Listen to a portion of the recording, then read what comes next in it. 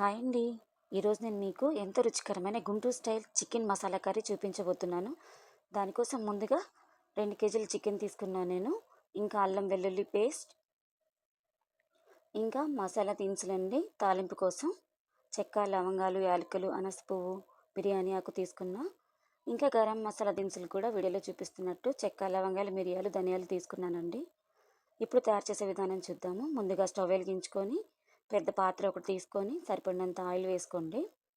So oil heat ఎక్కిన తర్వాత ముందుగా నేను చెక్క, అలాగే అనాస పువ్వు, బిర్యానీ ఆకులు, యాలకులు వేసుకున్నాను. అవి బాగా వేగుతున్నాయి అనుకున్నప్పుడే కొంచెం పచ్చిమిరపకాయలు కూడా వేసుకున్నాను. నేనైతే 3 పచ్చిమిరపకాయలు తీసుకున్నానండి. నిలువుగా కట్ చేసుకున్నాను. సో పచ్చిమిరపకాయలు వేసుకున్నాక అవి కూడా చిటపట అంటున్నప్పుడే నేను ఉల్లిపాయలు కూడా వేసుకున్నాను. 2 కేజీల చికెన్ కాబట్టి నేను 3 పెద్ద ఉల్లిపాయలు అయితే తీసుకున్నానండి. కావాలనుకుంటే మీరు ఇంకొంచెం ఎక్కువ కూడా ఉల్లిపాయలు తీసుకోవచ్చు. నేనైతే పెద్దవి కాబట్టి 3 ఉల్లిపాయలు తీసుకున్నాను. తీసుకొని నిలువుగా కట్ చేసుకొని వాటిని ఇలా వేసుకున్నాను. సో ఇప్పుడు పాత్రలో చూపిస్తున్నట్టుగా వీడియోలో చూపించినట్టుగా ఉల్లిపాయలని ఇలా పాత్ర అంతా తిప్పుతూ చక్కగా వేయించుకోవాలండి. మూత అయితే అప్పుడే పెట్టకండి, నీరు వచ్చేస్తుంది, తొందరగా మగ్గిపోతుంది కానీ ఉల్లిపాయ అయితే వేగదండి. కర్రీ అంత టేస్ట్గా కూడా ఉండదు ముందే మూత పెట్టడం వల్ల. ఇప్పుడు సరిపడంత కరివేపాకు, నేను 2 రెబ్బల కరివేపాకు అయితే వేసుకున్నానండి. సో ఈ కరివేపాకు వేసుకోవడం వల్ల ఎవరికైతే చికెన్ తినడం వల్ల కడుపు ఉబ్బరం, అజీర్తి ఉంటుంది, కొంతమందికి మోషన్స్ కూడా అవుతాయి అని చెప్తుంటారు. సో అలాంటి ప్రాబ్లం ఏం లేకుండా ఈ కరివేపాకు మనకైతే హెల్ప్ చేస్తుందండి. మంచి అరోమా కూడా ఉంటుంది కర్రీకి. సో నేను 2 రెమ్మలు అయితే తీసుకున్నాను. తర్వాత కొంచెం పసుపు వేసుకున్నానండి నేను. నాకు కలర్ కావాలని ఇంకొంచెం ఎక్కువ వేసుకున్నాను, కానీ ఎక్కువ పసుపు తీసుకుంటే వేడి చేస్తుందని పెద్దలు చెప్తుంటారండి. కాబట్టి మీరు కొంచెం తగ్గించి తీసుకోండి కావాలనుకుంటే. నేనైతే కొంచెం ఎక్కువ తీసుకున్నాను కలర్ కోసం. సో ఇలా పసుపు కూడా కొంచెం బాగా ఫ్రై అయింది, ఆనియన్స్ కూడా బాగా వేగిపోయినాయి అనుకున్నప్పుడు నేను 2 కేజీల చికెన్కి సరిపడేటట్టు ఒక 3-3.5 స్పూన్ల వరకు కూడా నేను అల్లం వెల్లుల్లి పేస్ట్ అయితే తీసుకున్నానండి. సో ఇలా వీడియోలో చూపిస్తున్నట్లుగా అల్లం వెల్లుల్లి పేస్ట్ మొత్తం ఉల్లిపాయలకి, పచ్చిమిరకాయలకి పట్టేటట్టు చక్కగా పాత్రలో అంతా తిప్పుకుంటూ ఇలా ఫ్రై చేసుకోవాలండి. అప్పుడే చక్కగా చికెన్కి సరిపడేటట్టు పచ్చివాసన లేకుండా అల్లం వెల్లుల్లి పేస్ట్ అనేది బాగా వేగుతుంది. సో కాబట్టి ఇలా తిప్పుకుంటూనే అల్లం వెల్లుల్లి పేస్ట్ అనేది కూడా మనం వేయించుకోవాలండి. సో అలా అల్లం వెల్లుల్లి పేస్ట్ అంతా కూడా బాగా ఫ్రై అయిపోతుంది అనుకున్నప్పుడు ఇప్పుడు మనం దాంట్లో సరిపడేటట్టు కొంచెం కొత్తిమీర కూడా వేసుకోవచ్చండి.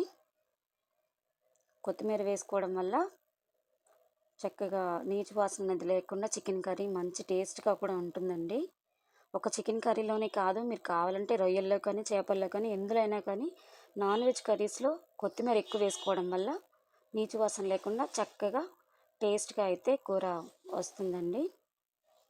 సో ఇలా అల్లం వెల్లుల్లి పేస్ట్ అడుగంటకుండా కొత్తిమీర వేసుకొని ఇలా చక్కగా వేయించుకుంటూ ఉండాలి. మధ్య మధ్యలో చక్కగా తిప్పుతూ కర్రీ అంతా కూడా చేసుకోవాలండి. ఇప్పుడు కొత్తిమీర కొంచెం మగ్గాక టమాటాలు, నేను మీడియం సైజ్ టమాటాలు ఒక 5 తీసుకున్నానండి నేను. ఎందుకంటే ఇది గ్రేవీ కర్రీ కాబట్టి కొంచెం టమాటాలు ఎక్కువ పడ్డాయి.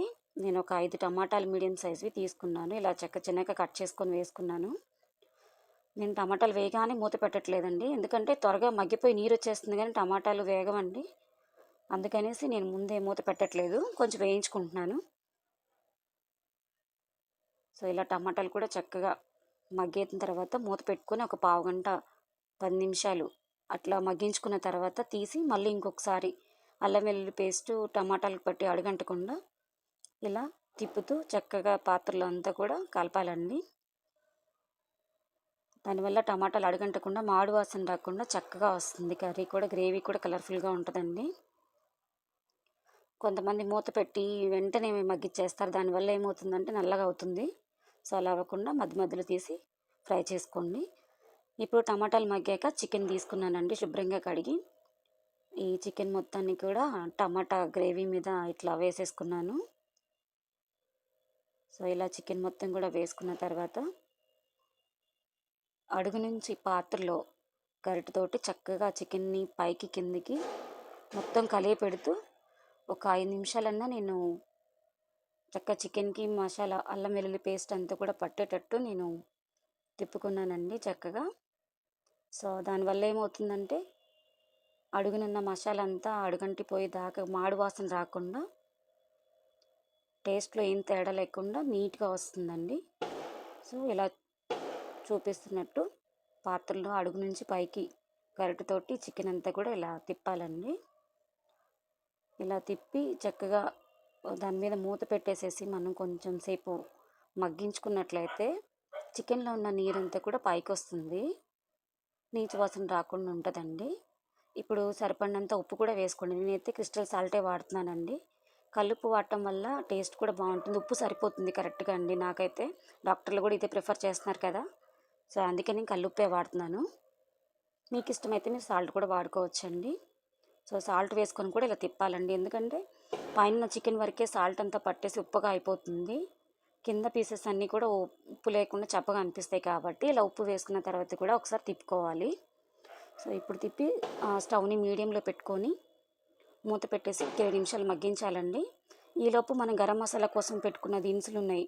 ధనియాలు, చెక్క, లవంగాలు, యాలకులు, మిరియాలు ఇవన్నీ తీసుకొని మనం బాగా వేయించుకొని పౌడర్ చేసుకోవాలండి.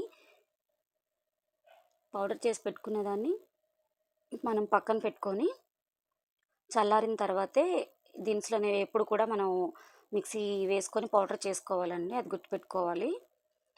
సో, ఇప్పుడు చికెన్ అయితే 20 మినిట్స్ తర్వాత ఇలా బాగా కుక్ అయిపోయిందండి. సో, ఇప్పుడు దీంట్లో నేను 2 స్పూన్ల కారం అయితే వేస్తున్నాను. ఎందుకంటే 2 చెంచాలే సరిపోతుందని మీరు అనుకోవచ్చు. ఇది గుంటూరు కారం అండి. చాలా ఘాటుగా ఉంటుంది కాబట్టి 2 స్పూన్లే వేశాను. ఇదైతే సరిపోతుందండి. ఇప్పుడు కూర బాగా ఉడికిపోయింది కాబట్టి ఇందులో నేను ఇందాక చూపించిన గరం మసాలా పౌడర్‌ని ఇలా పైన చల్లుకొని కొత్తిమీరతో గార్నిషింగ్ చేసుకుంటే మనకి ఎంతో tasty chicken masala gravy curry ready అయిపోయిందండి. సో, మీకు ఎలా వచ్చిందో మీరు కూడా ట్రై చేసి నాకు కామెంట్ సెక్షన్‌లో కామెంట్ చేయండి.